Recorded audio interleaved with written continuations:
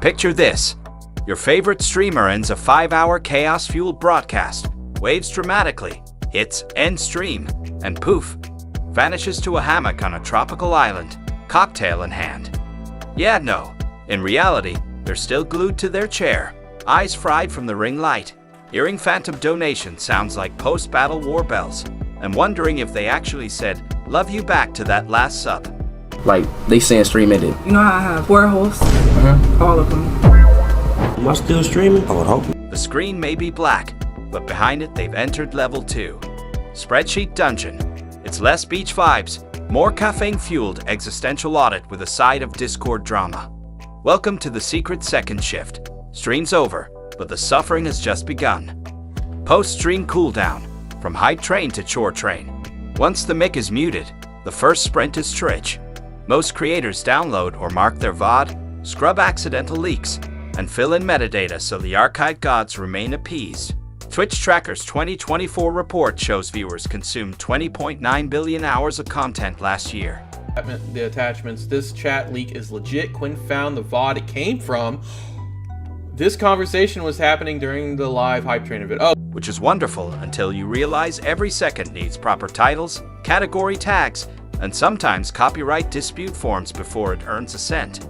Merch store, the money. Well, I'm just saying, like, Get rid of it. Give it to them for free. Streamers then slide into a private Discord call where volunteer moderators, yes, the same unpaid heroes deflecting spam mid-show, debrief about the night's chaos.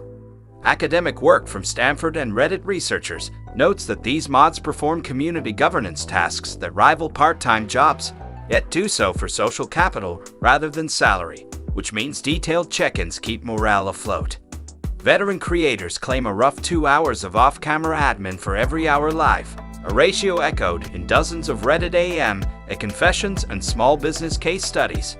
By the time clips are exported and thumbnails sketched, sunrise is peeking through blackout curtains the streamer installed specifically to forget what sunrise looks like. Content necromancy. Clipping, editing, repurposing, repeat. Livestream footage is raw or off-stream editors melt it down into shorts for TikTok, Reels for Instagram, long-form VOTs for YouTube, and sometimes exclusive cuts for Patreon supporters.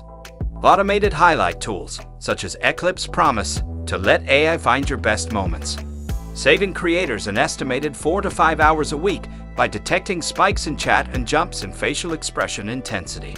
You go. I don't know. Leaving his friends to cover in utter confusion. Ray, you got stuff going on. You can find a cameraman. You want to be my cameraman? That easy. Look, they'll get out here. The economics make sense. A single 60-second short can outrun an entire broadcast in algorithmic reach.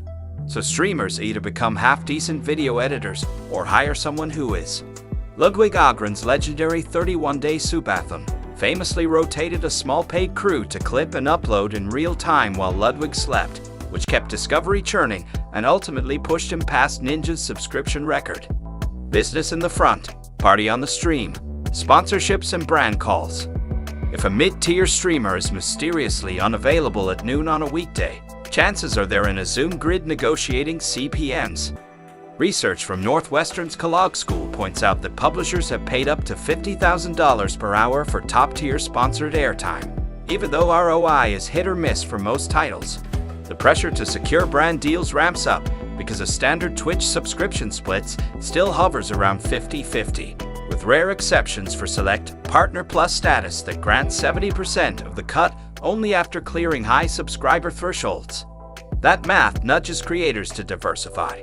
Energy drink fridges appear in frame, collabs with apparel pop up on socials, and entire cooking segments get quietly underwritten by a sauce company whose bottle just happens to stay centered on camera. When those calls run long, a streamer's most repeated offline line isn't GG, but can everyone see my screen? Metrics everywhere. The dashboard therapy session. The stream is silent, yet the analytics dashboard screams.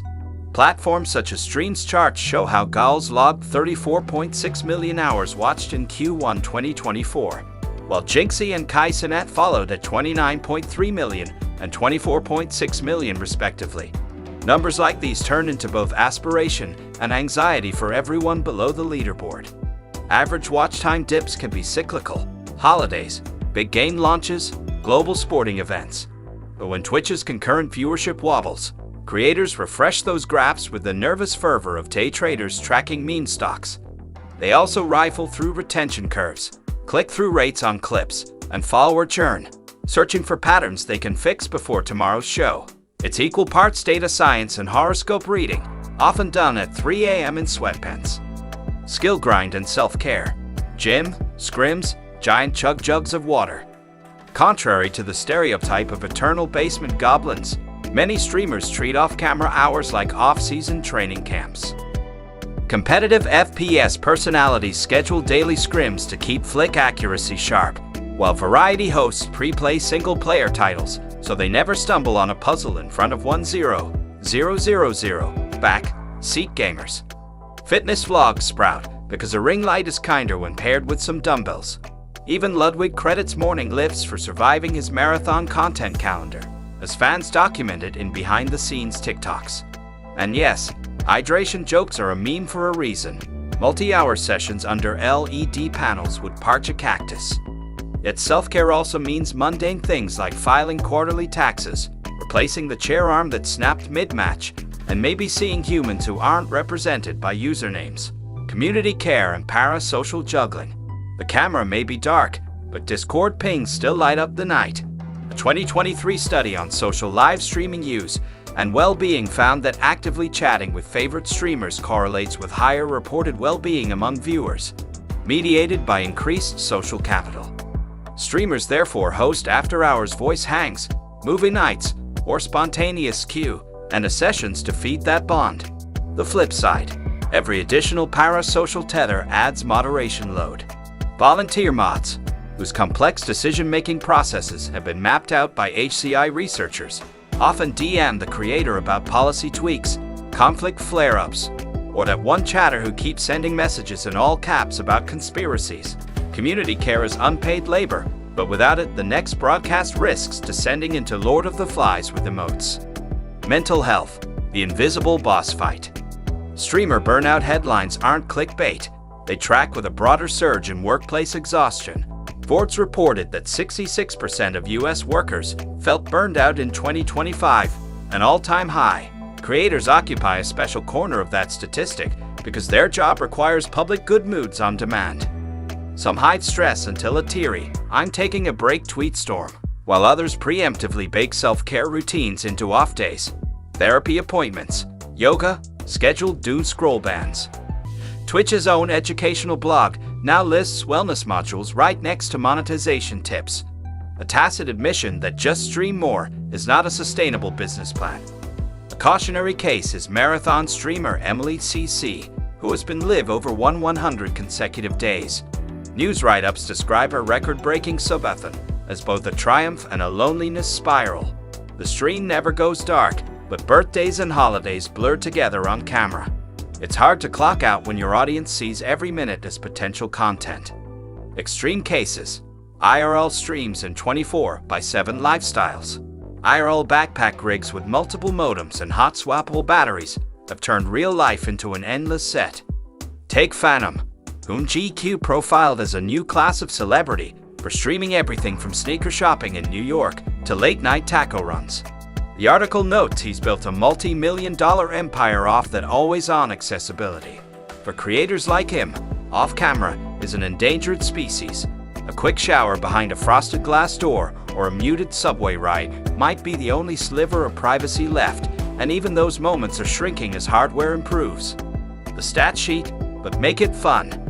Numbers still matter, even in paragraph form, so here's the espresso shot version.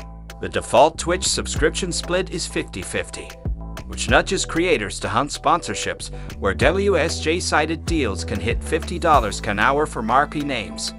Goals: the current watch time king clocked 34.6 million hours in Q1 2024. That's roughly 3,900 years of viewer attention compressed into 90 days.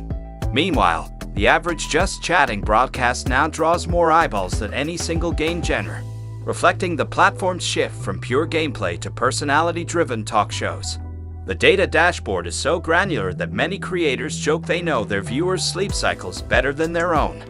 If you enjoyed this peek behind the curtain of streamer chaos, smash that like button harder than chat spams L after a clutch fail. Subscribe for more deep dives, wild stats, and just enough sarcasm to keep your ring light flickering. And hey, don't forget to comment what you think streamers do once the camera's off, besides panic over thumbnails.